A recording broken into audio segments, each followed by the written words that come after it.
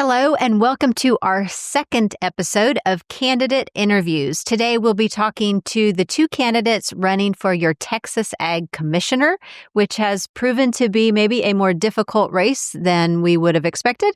So let's get right to it and meet those candidates.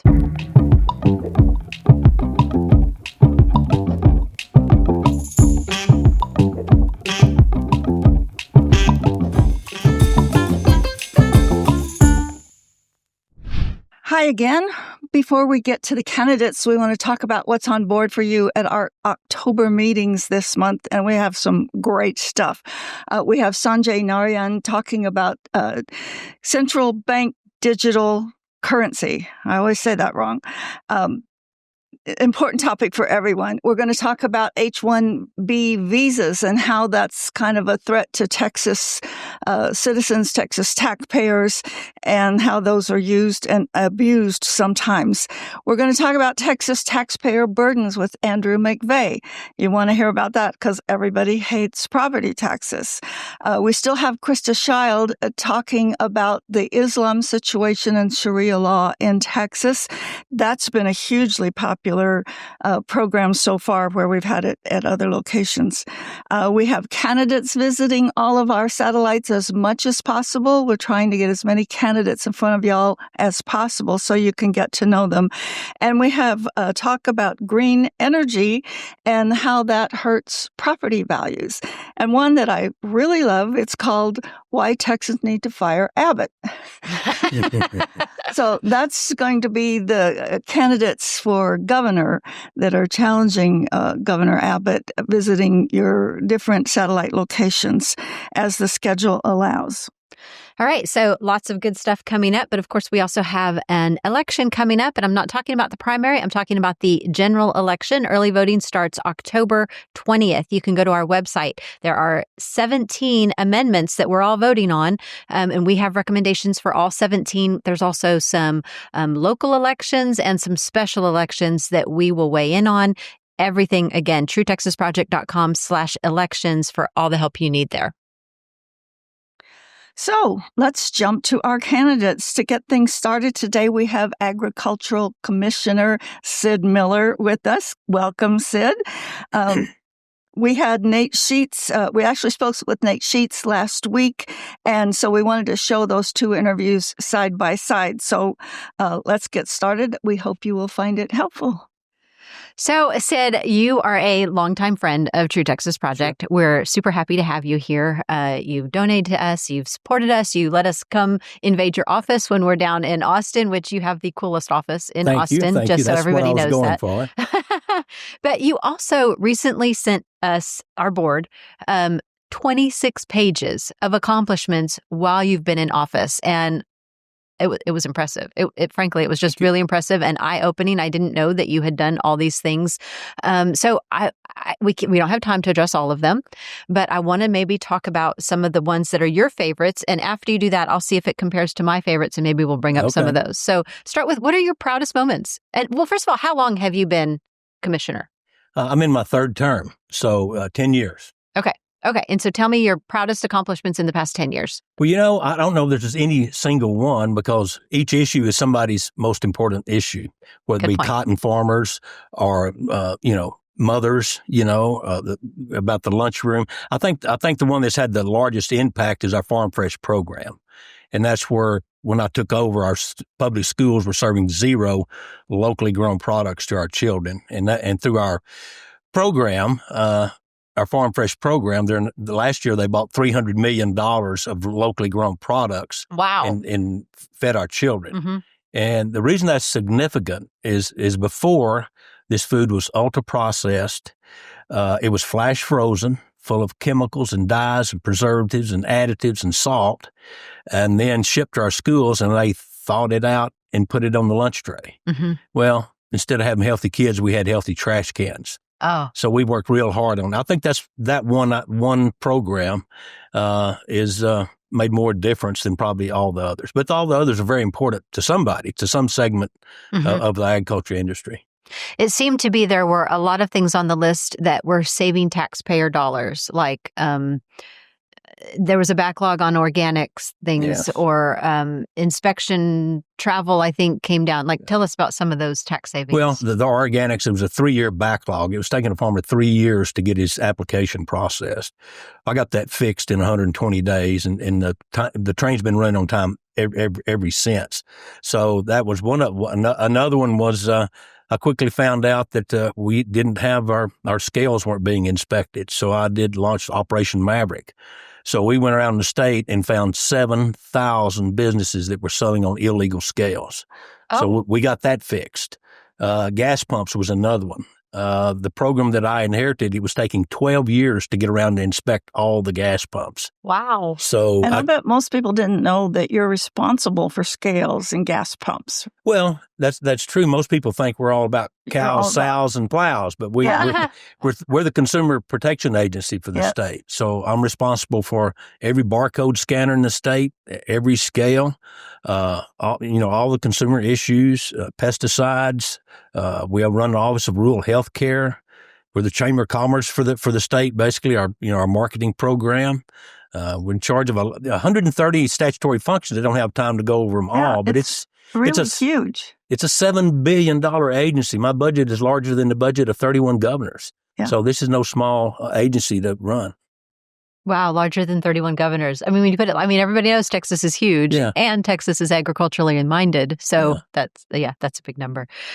So I know that you said that you streamlined inspections, but also that you increased inspections. So it just that doesn't seem like it to go together, does it? Yes, right. Explain that. So I look at this not as I'm running a state agency, a bureaucrat. I run this like I'm an entrepreneur running a Fortune 500 company. So the question I would ask myself is, all right, we've got a problem. We've got all these gas pumps. How am I going to get them inspected? Well, I would need probably 1,000 inspectors to get them inspected. So no, a CEO wouldn't do that. He would outsource it. So I outsourced it. I required those station owners to have a outside company, independent party come in and calibrate their pumps and had them do it every year. Well, they went crazy that they were going to have somebody outside the system come in and calibrate their pumps. And about 6 months later, they started thanking me because they didn't realize as their pumps got older, they started slipping and they were giving away fuel. They didn't know they were giving fuel So it worked away. in their favor. So that's how we fixed it. And by doing it, outsourcing to the private sector, I was able to eliminate 19 positions, and my inspectors were driving 500,000 miles less each year. Yeah. So, but when we're getting the job done better. Mm-hmm. So instead of 12 years, we got them done in 12 months. Imagine how the private sector can do things more efficiently than the government. If there's anything I can outsource to the private sector, we do it. One thing we couldn't outsource is credit card skimmers. When people come up to the pump, they would steal your credit card information. It's happened to me. Mm-hmm. So I trained my inspectors to open the pump and look for these. But the station owners didn't have any skin in the game, so we couldn't get any cooperation from them. So what we did, I would call a local radio station, newspaper, TV station. They would all come out and do a report on it. Of course, it was really bad for business for these people. But anyway, I did such a good job that I had that program taken away from me. They hired big lobbyists and moved it to another agency. They moved it to licensing and regulation. The same TDLR. Same people that regulate massage parlors. Yes. Now regulate gas pumps. Yes. Okay. That's weird. Whatever. And now the Lottery Commission is under them as well. Well, and we deal with that. I have inspectors that you wouldn't know it, but we inspect ping pong balls. And we do that that's right. for the Texas Lottery. That was really interesting when we learned that about you. Like, okay, that makes sense now. You can't cheat in lottery. That's it. I mean, it got up to over $1 billion that last one, just a few weeks ago. So there's a lot of hanky-panky that could go on if it wasn't for my agency making sure that doesn't happen. Yeah. That's great. So there are so many interesting things. First of all, on those 26 pages you sent us, are those all on your website? No. Because not everybody's going to have access to that. And I would love for them to be able to go look. They're not even on the website. You should put them on your website so people can see all that. We can do that. Like we'll do that. It's not just to upload a document or something so they can see all these, because I'm only pulling out my favorites. But like one thing you said was no LGBT in school lunches. Like what? How was LGBT in school lunches? Well, that was actually a lawsuit. I filed 4 lawsuits against the Biden administration, won all 4. This particular one, Biden said, if you don't apply our LGBTQ programs in your schools, we're going to cut off your lunch money. We're not going to fund your school lunch program anymore. Okay. So I said, oh, no, we're not doing that. So I sued. And not only did we win in Texas, but we won for the whole nation. No one in the United States had to do that because of my lawsuit. Okay. And we had other successful lawsuits against the Biden administration. Oh. I'm sure you did, yeah. Which is really nice. I'm going to let Fran throw a couple because I could go on for the full 20 minutes. Fran, I want you to get in there. You mentioned briefly about your budget. Tell us again, what is the commissioner's budget? I oversee about a $7 billion budget. But a big chunk of that comes from federal dollars, does it not? Probably about 90 cents out of every dollar is federal money. Thought. Yeah. So it's not, those billions aren't coming out of the state budget so much as you administer so many federal programs. And how many employees do you have?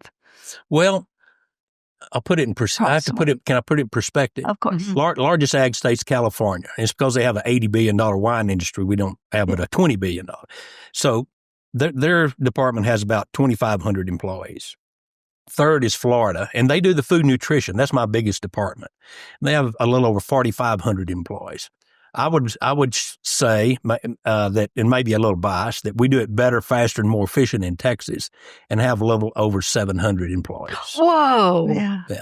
Wow! So, I'm so glad you brought that perspective, because when I look at, I frequently look at when new programs are created, how many new employees this is going to add to the state payroll, and I looked at that 770 employees, and I thought that's a big department, but. Yeah. Not comparatively. It's good to hear the perspective. Yeah, it's relative. It's really a skinny operation. Speaking of skinny operations, how are you doing the $1.3 million for farmer assistance without tax money? So this is a program that I created, and it's disaster assistance. So when the Panhandle fires happen or the floods in Kerrville, it's called the STAR program. That's an acronym for State of Texas Agriculture Relief Fund. So we raise that money. I raise it. Anybody it's private money. It comes from individuals. It comes from corporations. It comes from entities, nonprofits will donate to that. So this year we raised $1.3 million, and we got that to the flood victims. And we come in, and it's a 80-20 match. So we try to pay for things that government programs don't pay for or insurance won't pay for. So, for instance, we might come in and help pay to bury dead animals. There's no program for that, and that's expensive. Or we'll come in and there's no program to replace fencing. So we'll come in and help them buy new barbed wire and T-post and things like that. So, and people are very, very generous. I love that. Like, especially during the floods, it was like Texans helping Texans, and there was an abundance of it. I met this young boy, a 4-H member from Illinois, and he said he watches my TV program. We hadn't talked about that, but we have a TV program. And he was asking me about the STAR program. So I told him about it, and I never thought I'd see this kid again because we were actually in North Dakota, where I met him. And he decided that he'd take his 4-H pig and sell it at the premium auction, and he sent us the check. And he donated the money. Aww, how sweet is that? And that's outside of Texas. Yeah. So that's his nice. Entire check. Wow. For that pig, he sent it for the STAR Fund. Wow. Oh, I hope you made a big deal out of that for him at home. Yeah. Okay, so a couple more questions, and then I'm going to actually get to some harder questions. But we're just still highlighting things. The 30/30 land grab. We had speakers tour all of our satellites and talk about the 30/30 land grab. What was your role in that? Well, we led the charge. We worked with Margaret and Dan Byfield, Stewards of Liberty, and we got the word out. I had a public meeting in Littlefield. They were trying to expand the Muleshoe Wildlife Refuge up to 700,000 acres. I sponsored a summit in Irving early on with Margaret and Dan, and we pushed on that really, really hard, and we finally won. They just repealed the wildlife refuge, and we've got the lesser prairie chicken off of the threatened list, nice. which is one of the tools for the 30 by 30 plan. Yes. So, which would actually turn into the 50 by 50 plan. If you don't know what that is, the Biden administration wanted to take 30% of our productive land out of production by the year 2030. Phase 2 was 50% out by the year 2050. So I fought real hard against that, and was the only statewide elected official that was doing so. Nice. I'm glad to hear that, because it should concern all Texans. So, pesticide audits are up 334%. So, as we're all talking about MAHA, Make America Healthy Again, to me, pesticide audits sounds like it goes hand in hand with that, plus waste collection. Why don't you tell us a little bit about that? So, I'm really particular about pesticides. And I tell my people, I said, I don't want anybody's pets or children poisoned on my watch. So that's why we up the pesticide audits. We make sure everybody toes the line. We don't tolerate bad actors when it comes to messing with pesticides. But we go beyond that. I started a program where we go around the states and we have pesticide collections. This year we've collected just about 500,000 pounds of expired, unwanted, dangerous pesticides, and then we dispose of those properly. Yeah. So that's the quick, short version of where we are on pesticides. That's great to know. Yeah. Yeah.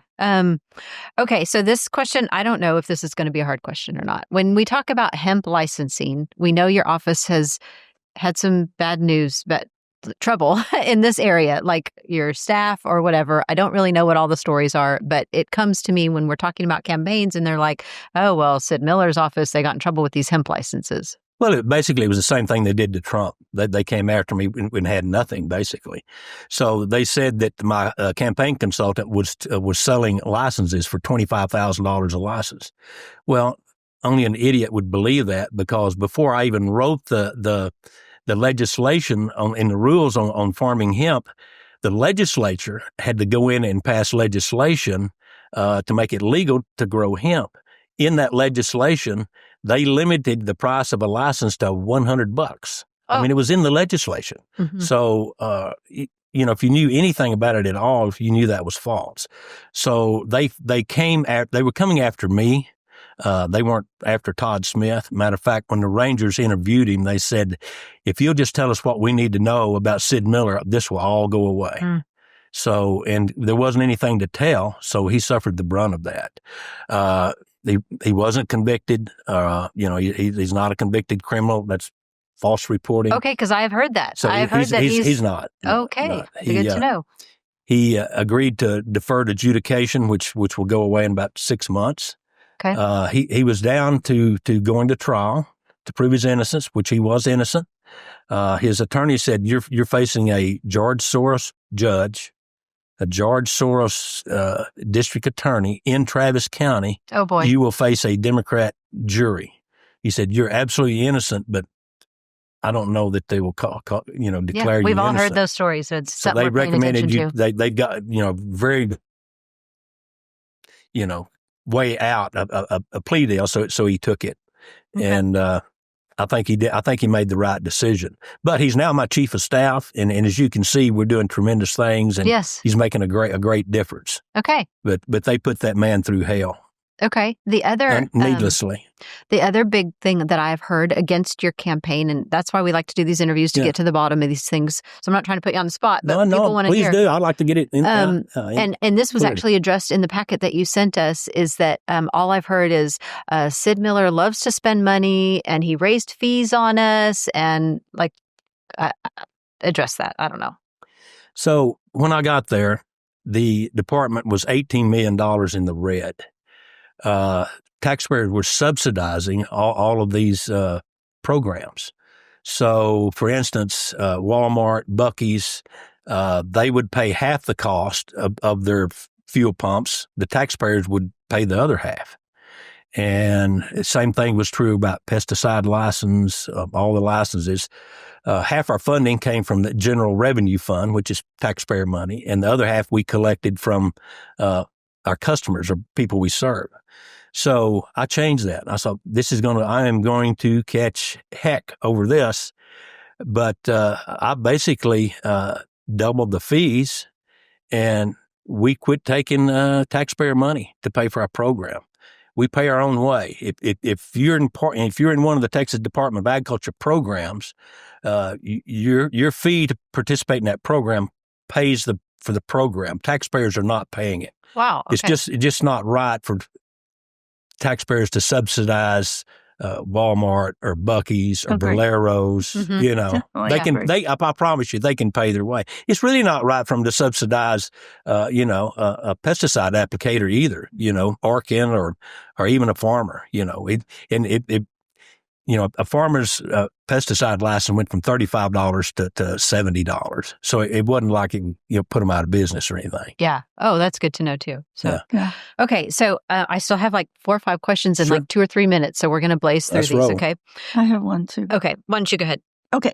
So in your sheet on addressing key allegations, there's been a couple that you and or your department interfered or tried to influence legislation that happened in the state legislature. And I think that's false because I think you guys are not allowed to do that by statute. Can you just address that for a minute? Well, I think you're referring to ungraded eggs being sold. We didn't even testify on that. For or against I don't think we even testified as a resource witness, so there's no testimony whatsoever. However, I will make a clarification. As a statewide elected official, I am allowed by statute to testify for or against any legislation. Okay. And I've done that, but it's on rare occasions that I would do that. Okay. I'll give you, I testified against moving the fuel pumps to another agency. And, so that would be one example. Yeah. And there was something about raw milk that you oppose having raw milk produced or available for sale, or you supported it. What's your position on that? Well, I raised my children on raw goat's milk. So it's something I'm very familiar with. My wife and I had a milk cow. We milked a cow when our children were little. So I support raw milk. I think people are to have the choice. Okay. Now, we have to be careful because not everybody understands raw milk and how to handle it. It's very dangerous. So just open it up to the public. A soccer mom might go to the store and buy a gallon of raw milk and then go to baseball practice and then a PTA meeting and then go home. You can't do that. So it does have to be regulated. We actually allow raw milk sales in Texas. You can buy it straight from the dairy, and then there's circumstances where you can pick it up at a farmer's market. But we do not allow retail sales at the grocery store, and I think that's wise. Okay. Thank you. So my last bulleted questions, we're going to blaze through them, okay? Okay. Screwworm, what are we doing? What are we doing to stop this? The very idea of flesh-eating worms, parasites, I don't know, scares everybody. All right, I'm going to go through this fast, but we provide biosecurity for the state. That means anything that threatens our agriculture industry, we're to stop it.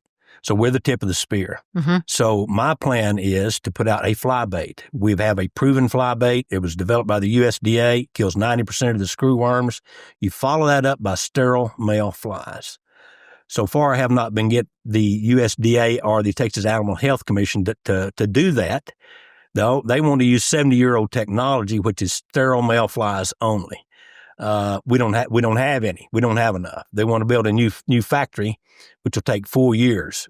This week we had a screwworm within 70 miles of Laredo, Texas. Oh boy! So developing and applying this fly bait is essential. So we're leading the charge. We're the tip of the spear. So you're aware and you're on it, and even though it's not resolved, it would be if I could get them to night and it would be resolved within 60 days if they'd take my recommendation. Okay, well, maybe we need to push for that.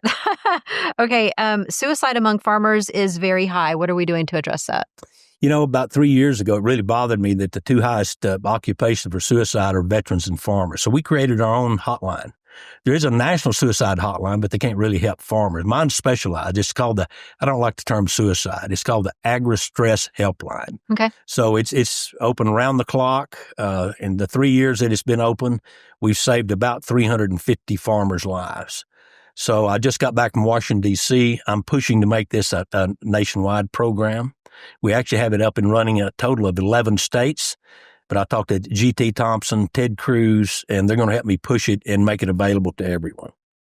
Okay. So in terms of why, and that wasn't my initial question, so this is a follow-up question.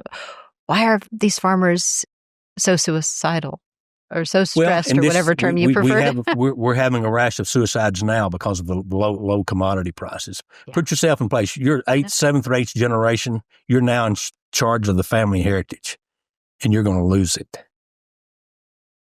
Yeah. That's why. I've heard the numbers about how they used to make so much money per acre or whatever, and now it's pretty tough times. Yeah. Dropped significantly. So there comes a point where that the family no longer owns the land owns them. Yeah. And you're going to be the one that loses it. And yet, obviously, all of us are so dependent on Texas agriculture. Oh. So it's a big job. So it's okay, I've got two more. What's the deal with seeds from China? So it's mystery seeds. We've had this once before in 2019 and 20. They just show up in people's mailboxes. And so we've picked up over 1,200 packages of these. There's no telling how many we don't know about. Some of them have a mystery liquid with them, which could be dangerous. My fear is, so far we haven't found anything. Some of them are invasive species. I will say that could be very detrimental to our agriculture industry if they got out, and got away from us. But so far we haven't let that happen. My fear is they're testing our security, our biosecurity. Oh. So it could just as easily be a package of ricin or anthrax, or so our delivery system has definitely gaps and holes in it.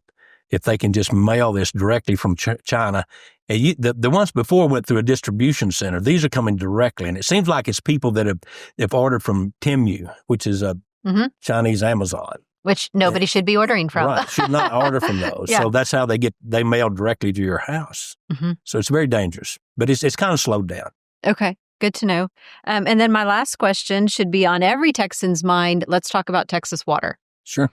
What are we going to do? We have a shortage. Well, I'm working I've been working on that for 10 years. Only a statewide official that's been saying we're out of water. We finally got some attention. We lost our sugarcane industry down in South Texas. The last sugarcane plant closed. I've been working on that to bring it back. Within the next 2 weeks, I'm going to announce that we were going to reopen that plant. We found a new source of water. Huh. I was the one through executive order. It got Mexico to the table to talk about their water treaty. Mm-hmm. They're supposed to pay that 5 years worth this month. They've got 1 week to pay up. They still haven't. So that's still a problem. Wow. Only statewide official that encourages rainwater harvesting and instead of, spending millions of dollars on stormwater drainage to capture that water and reuse it. Of course, we work on desal, but the most exciting thing, and I'm the only one talking about this, is deep earth water. There's earth in the core. There's water in the core of the earth, very, very deep, too deep to drill for, but it's under pressure. If you ever hit one of these, it's an artesian well. I like to call it Genesis water because it's the water God used to flood the earth in Noah's time. They said the earth opened up and the waters came forth. Well, it was this deep earth water. So through new technology, MRI slicing, this water under pressure, it finds cracks and fissures and tries to work its way to the top. So we can find those with 95% accuracy and drill, 200, 300, 400 feet and have this beautiful, pristine, clear, unadulterated water that's never seen the atmosphere, and use that. So, and that's how we're bringing the sugarcane industry back. Yeah. Okay. So deep earth water, you'll hear a lot about it. No one knows about it. So. Well, they do now. They do now. True Texans know. Yeah, we don't need to build the lake in East Texas.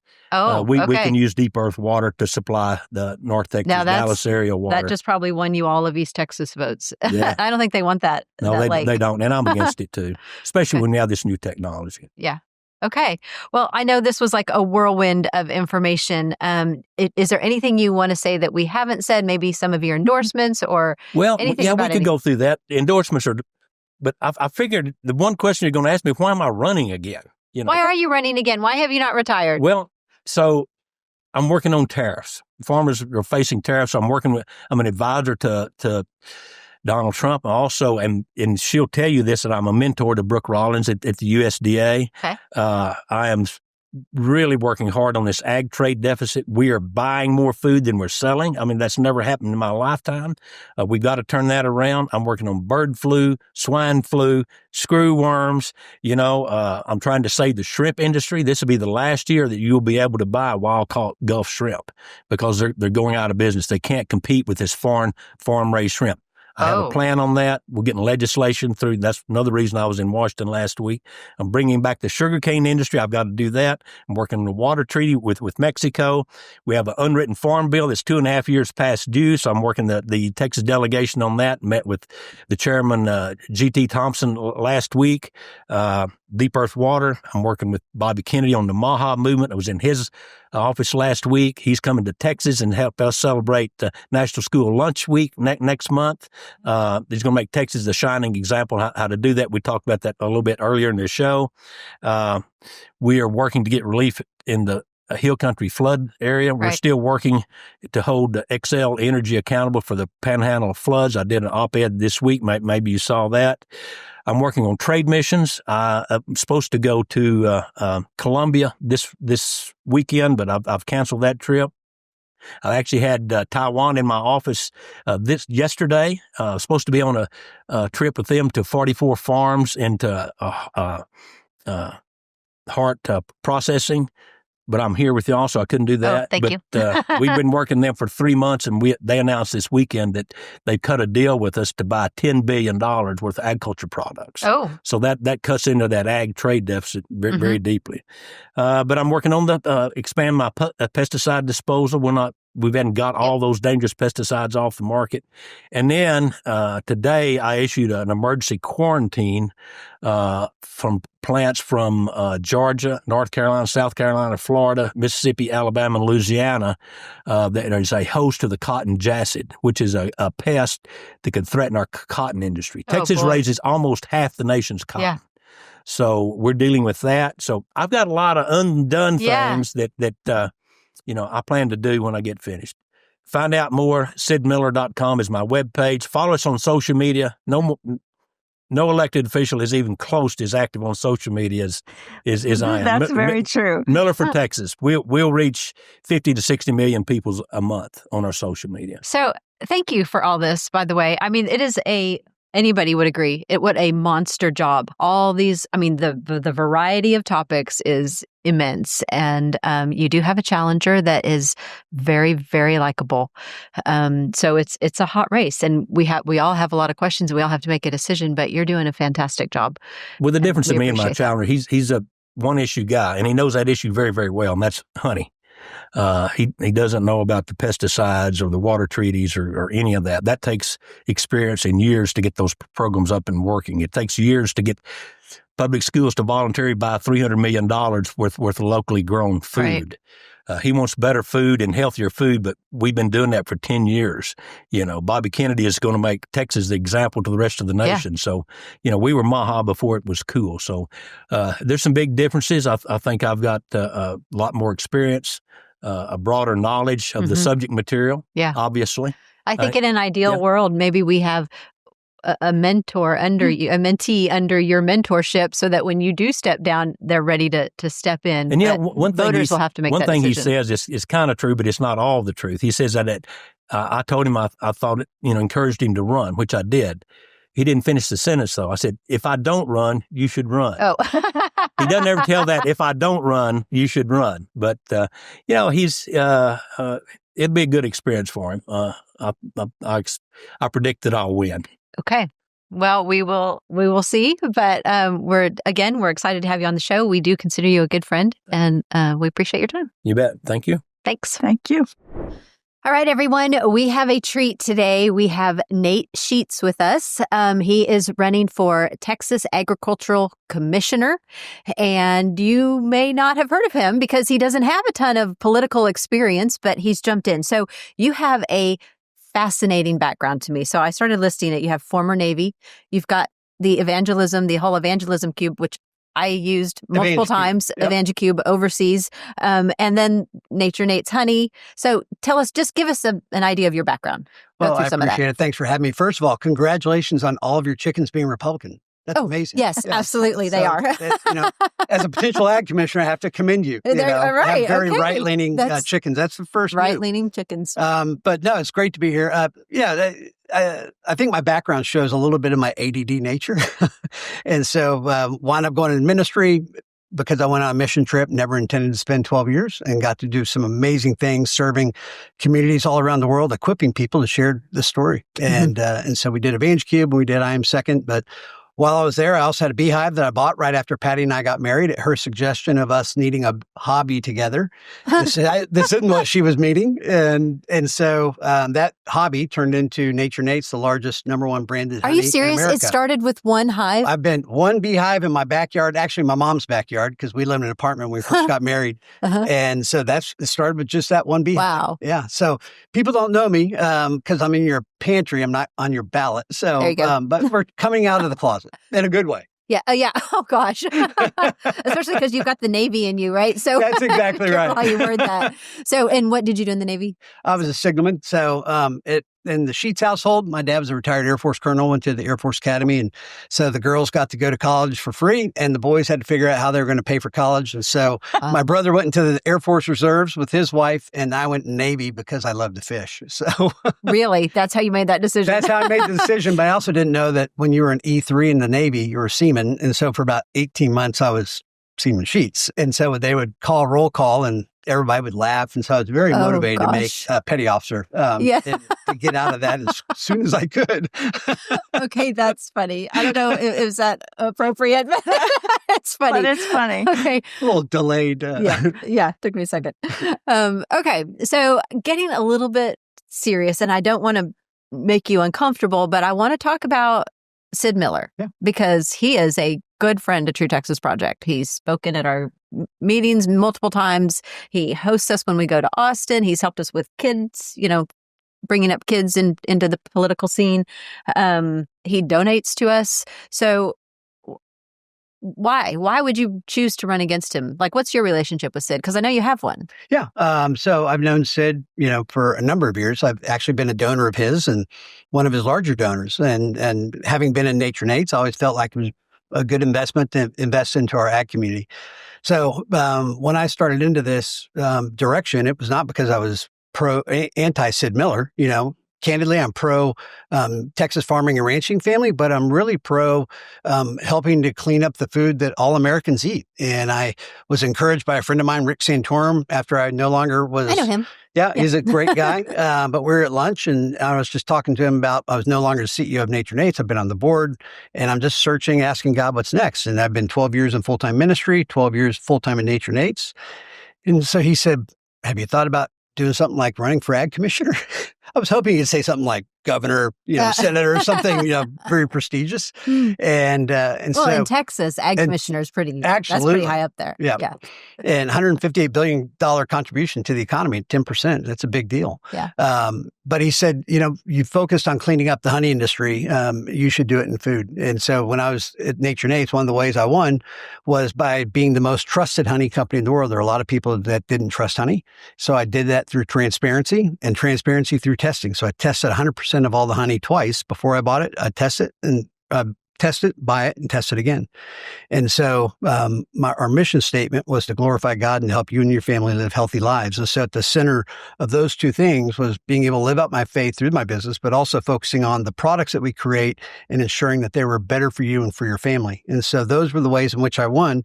And so when I think about when he said you should run for ag commissioner, I went home and talked to Patty, and we looked at Sid's job description. I was surprised by the areas of responsibility because it's not really what I had been seeing him do. And Patty said, man, I can really see that. A lot of things that you've been doing through Nature Nate's have similar responsibilities as ag commissioner. And so I felt, Bible says, give honor to whom honor's due. So I called Sid up and asked him if we could go to lunch. And so at lunch, I asked him what his plans were. Was he going to run for ag commissioner again? And he said that he was praying about running for John Cornyn's seat for the Senate. And I said, man, I think that's great. And so I expressed kind of my interest, and I said, Patty and I are praying about maybe running for ag commissioner, and laid out this whole thing. He said, I think you should run. And I said, whoa. Is that an endorsement? No. And so, that was back in March. And so then just really started praying about it and started talking to different people. And I'll tell you the cries of mothers specifically of, please go fix the food. And they're passionate about food that all their kids eat, really trying to get things like raw milk or, pesticide-free fruits and vegetables, but also the school lunches. And I had so many moms say, I would never let my kid eat at school. And so that is actually one of the areas that the Ag Commissioner has is the lunch program, the SNAP program in the state of Texas. And so I felt like that was the appropriate thing to invest the next period of my life, however long that is, or at least running, and seeing if this is kind of testing out, is this part of God's good, acceptable, and perfect will for me? And so we filed in April and had a big launch party in May, and we've been at it ever since. Wow. So what kind of reception are you getting? Are people maybe a little surprised or? There is a tremendous amount of enthusiasm. Okay. Everywhere we go. And so, I really try to not sit around and talk about SID, not try to make this about not supporting SID. I really want to make it about, this vision of how I articulate it as I want to lead us to grow better food and to grow food better.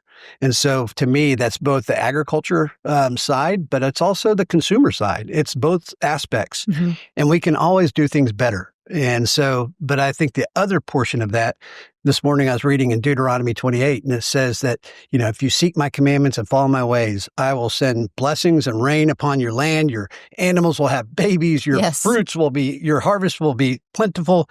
I'll heal your land. And so there's a spiritual connection between one, politics in our faith, but also even agriculture and seeking the Lord in that. And so I remember when Rick Perry was governor and we had that huge drought here in Texas, and he said, let's pray. And people said, it's going to take years to fill up Lake Travis. And we started to pray, and I think about 2 weeks later, it was filled to the brim. Wow. I didn't know that story. I remember the drought, but I didn't know that story. And so I think that, that's just a small example of how we can lead in Texas. And we need God to heal our land in Texas because the dirt is not clean. We've got dirty dirt and we've got minimal water, and we need God to send the sun and the rain and the bountiful harvest that would come from following him. So with those two things, which is really the mission of what I was doing at Nature Nate's, to glorify God and help you and your family live healthy lives, is the focus. Okay. Water resources is an important topic to all Texans. Yeah. Amen. Some areas more than others. Is that something that as agricultural commissioner you could address when we have too much water over here and not enough over there? How do you solve those problems? We have to address it. I've got a big ranch out in Guthrie. I've got the headwaters of the Wichita River. The middle fork of the Wichita River starts coming out of the side of a mountain on my ranch. That water's super jippy. It's got high saline content in it, and it's really unusable. And so, but that's, some places you have bad water and some places you have no water. Yeah. And the interesting thing is right now, we've got, I think, 6 data centers that are scheduled to go, one in Abilene, one in Sweetwater, one just north of our ranch. And so I'm very curious to how they plan on utilizing water, which is a major component to chill and cool these data centers, on top of that. So, there are a lot of ideas that people have had down in San Antonio. They've got an underground recharging aquifer that is a feeder to go down into the Edwards Aquifer. And so that's being utilized currently. There are things that we could do to stair step and stage, low water dam crossings to help keep water more in one place versus just kind of having it rush down, especially now with, development. So we get a lot more concrete. And then with dirt, when we take all the nutrients out of the soil and we don't have organic matter, it almost turns into concrete. And so that's why we wind up with flash flooding and things like that. So slowing the water down, which then gets to the ground, start to absorb the moisture and start to permeate through. And that's how we're going to recharge aquifers all the way to drilling straight into an aquifer and feeding water into it. I mean, but we've got to come up with a solution. Are those things that fall under the purview of the Ag Commissioner? So utilization of agriculture or water usage in agriculture is under the purview of the ag commissioner. But it's something that, as you know, again, 10% of the state economy is derived from agriculture. Mm-hmm. And so it's something that I will represent, with the state legislature and to really come up with solutions. We have just north of Dallas, we have a new reservoir that we built. And so, but that took 20 years, had to acquire a lot of land to do it. So we don't have the time, to do just a bunch of more reservoirs. That takes a long period of time to build them out. So it sounds like you had to go, like you have some ag experience, the honey, the bees, and we all know that there's a whole ecosystem based around the bees and all that, right? We do cutting horses, so. But you've had to learn about water or all these other topics. Have you given thought to this really scary screw worm or whatever that's going to come across the border and destroy us? Today, they found the first person in America with a screw worm in them. They were on a trip down to El Salvador and went back to Maryland, and they had an infestation. So there is a great case in point of we're far more susceptible to it than just cattle and wildlife. Mm-hmm. And so I think people's perspective is not if, but when. And so we really need to get ahead of this. I mean, Brooke Rollins announced last Friday that the USDA was investing $750 million into building out a new facility, but that's also going to take years. They say it could take up to 3 years. So we're also giving $20 million to Mexico to help turn a fruit fly facility into a screwworm fly facility. But that's going to take a little bit of time. And they said that could produce anywhere from 100 to 300 million flies a week. So the new facility in South Texas does about 100 million currently. But we need 500 million sterilized male flies, a week to really be able to do what we did previously in the 70s when we were dealing this before. But, this is one of these case in points where we're being reactive and not proactive. Mm-hmm. Sid said that we've got a bunch of traps, that have been created to be able to trap flies, but we don't have any attractant. And so they're going to have to go and figure out what attractant. Well, we should have been thinking through, like, what are the potential risks, which honestly, as a business guy coming in, to politics, I mean, that's what we do in politics. I mean, you go through your old proverbial SWOT analysis: strengths, weaknesses, opportunities, and threats, internal and external. And that's just part of a process of trying to figure out, from a planning perspective, what are the things that are most important for us to go and address? What opportunities we take advantage of, and what threats do we need to really focus on? And so, that's how I'll approach it, more like a business guy than being in politics. Okay. I don't really know what my next question is. I just want to see your whatever you have to say on. Is this a gotcha? No, it's not. Because I still, this isn't my area of expertise, but I know that we are so dependent on an international market. We want produce in season and that sort of thing, but we also want to be America first, and especially Texas first. So I don't know if you have any thoughts on that, but how does all that balance out? One, I think that the tariffs are the right thing to do. Having been in the honey business for 30 plus years, I could buy honey from Mexico, but I couldn't sell honey in Mexico. I could buy honey from Europe, but I couldn't sell honey in Europe. And I could buy Canadian honey, but man, they made it so difficult to get to go sell back in. I was in a Walmart. I was put in a bunch of Walmarts up in Canada, but the importation requirements just eventually just made it to where it could never even be profitable.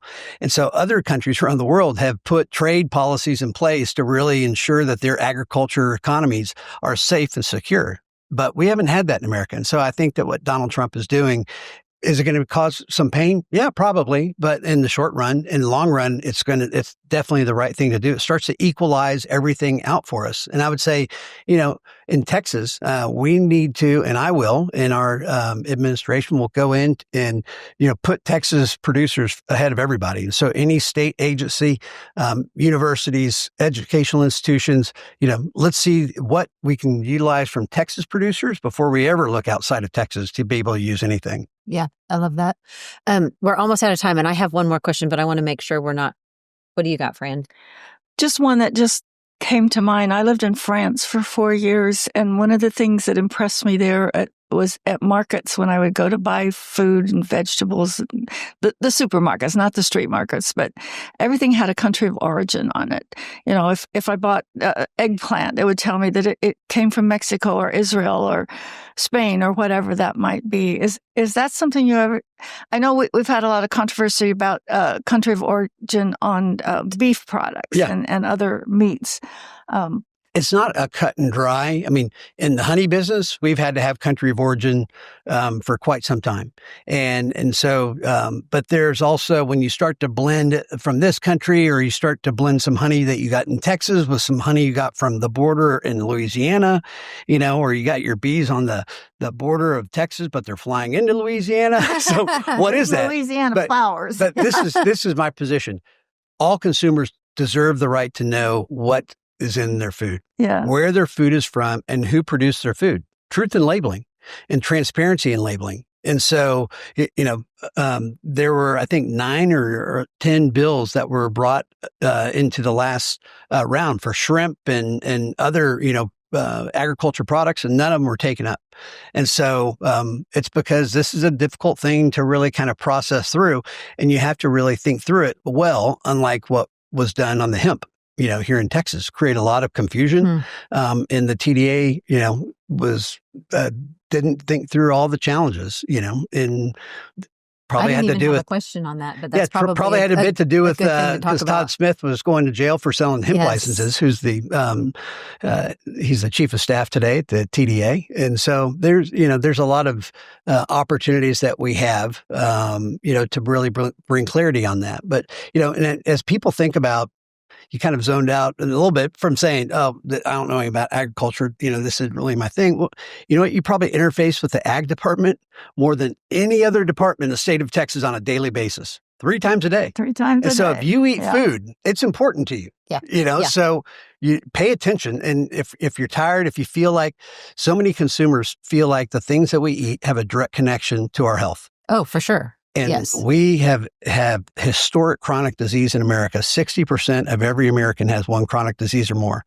We spend $2 trillion a year treating symptoms of diseases that are preventable from the food that we eat. And 70 some odd percent of kids, 18 to 25, can't even serve in the military. So it becomes a fiscal emergency, a national security emergency. And so this is the reason why I'm willing to invest whatever period of time the Lord would have in me to go out and try to make a difference. So it's safe to say that you support the MAHA movement, Make America Healthy. Absolutely. Okay, yeah, we're going to implement it here in Texas. I've been doing that. Again, my mission statement, to help you and your family live healthy lives, I've been doing for almost 30 years in the honey business. I was doing it with honey instead of high fructose corn syrup or other, you know, processed sugars. And so it's super important to really focus on people's health, because tomorrow, there are leaders tomorrow. Yeah. And if they aren't healthy, then they can't lead. So you can go to natesheets.com, Okay. And to know more, NATE sheets, like bedsheets.com. Okay. Yeah, that was going to be my last question. But before that, I just want to know, so like you don't really have a background in politics, but you have great ideas and wisdom to share. Like, what if you lose this election? Are you backing out of politics, or? You know, I never really felt like I've got to go be a politician. Yeah. I'm an entrepreneur. I probably started, 20, 30 companies and sold some and had some not work out too well. So I've failed and succeeded. And so this is one of these things that I'm a true believer, you know, that says that God created us as his workmanship in Christ Jesus for good works that he established beforehand that we should walk in them. And Romans 12:1-2, you know, to me is kind of the process. Offer yourself up like a living sacrifice. Your mind's renewed. Your life is transformed so you can know and test God's good, acceptable, and perfect will. So right now, that's where I am. I'm trying to discover, God, is this something that you have for me to go do? It's not being driven by, I need to be in politics. You know, this is wonderful. One last thing on my resume. I can die a happy man with what the Lord's entrusted to me and just go back to do a little fly fishing. Yeah. Which I'm guessing you didn't do in the Navy. Do we have time for one more? Yeah, sure. The bees are dying all across the world, I guess. What can we do and what can you do as agricultural commissioner to save the bees? That's a great question. Thank you. You should know this one. Thank you for the softball. No, in the past year, in Texas, we've lost 80% of the bees. Whoa. I read that. 80%. And in the United States, 65%. And so it's a national crisis from the standpoint, 30% of everything in the grocery store is directly connected to bees. Yeah. Any fruit has to be pollinated, but 70% of things in grocery store have some connection to bees. And so when you start to think of no bees, how that would impact a shelf. So what has been going on is the bees are sick because of the food they're eating, much like Americans. Neonicotinoids, which is a nicotine-based pesticide, which they coat seeds. And so when the corn stalk sprouts, that pollen on that corn stalk is covered with a neonicotinoid, which is it creates a neurological issue with the bees. Oh. So they go back and it starts to weaken them. And then there are mites, varroa mites, which is a blood-sucking, nutrient-sucking mite that on a human, it'd be like if we had a big saucer plate around our neck, sucking our, body fluids out all day long.